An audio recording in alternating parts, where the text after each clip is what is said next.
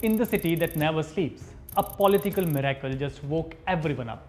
A man, once mocked, memed, and dismissed, has just changed the face of the New York City. Zohran Mamdani, a 33-year-old son of Indian Ugandan immigrants, a democratic socialist from Queens, who just defeated the establishment, the billionaires, and even the fear of Trump. This is the story of how the underdog became the mayor, how a kid from a refugee family beat all the odds in the world's toughest city.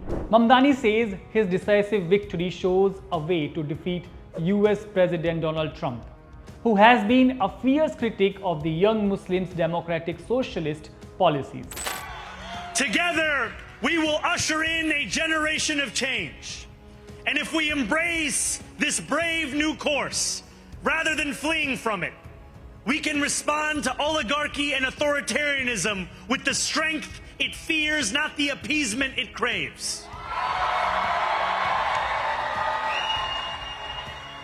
After all, if anyone can show a nation betrayed by Donald Trump how to defeat him, it is the city that gave rise to him.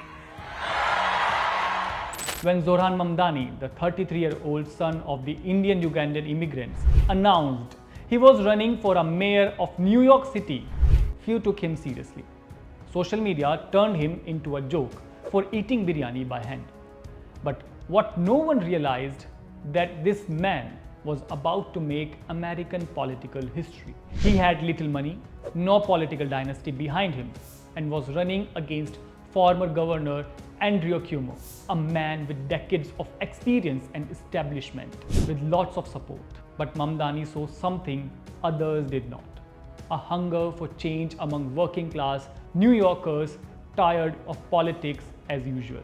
While his opponents poured millions into TV ads, Mamdani built his campaign from the ground up.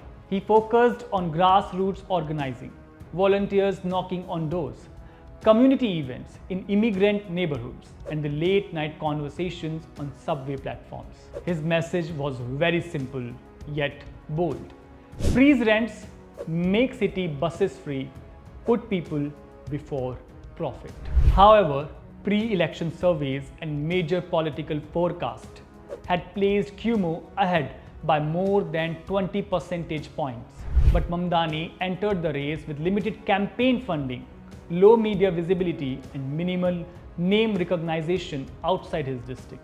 Despite all of these odds, he secured 56% of the ranked choice vote, according to the figures released by the New York Election Commission. Notably, Mamdani's background also set him apart from the traditional candidates.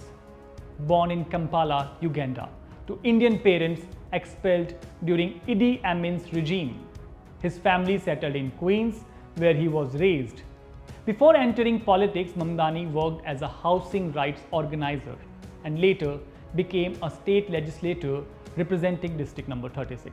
In contrast, Andrew Cuomo's campaign had the support of several corporate donors, established unions, and senior party officials, and most importantly, Donald Trump. Cuomo's team spent nearly 5 times more than Mamdani's on advertising and public outreach.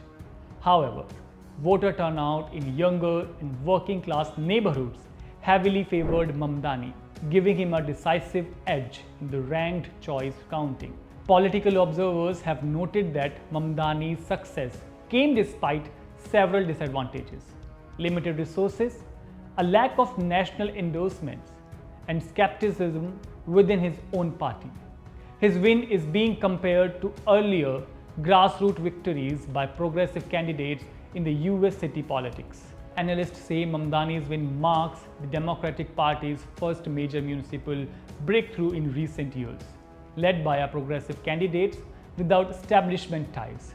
His victory has also revived discussion within the party over funding models and ground-level campaigning. Against strong political oppositions, financial disadvantages, and limited visibility, Zohran Mamdani's win represents one of the most statistically unlikely victories in the New York City's political record. What do you think about Zohran Mamdani? And what are your opinions? Please share us in the comment box. This side Samaksh Namdev signing off with a reminder to stay always safe. Thank you for watching the Free Press Journal.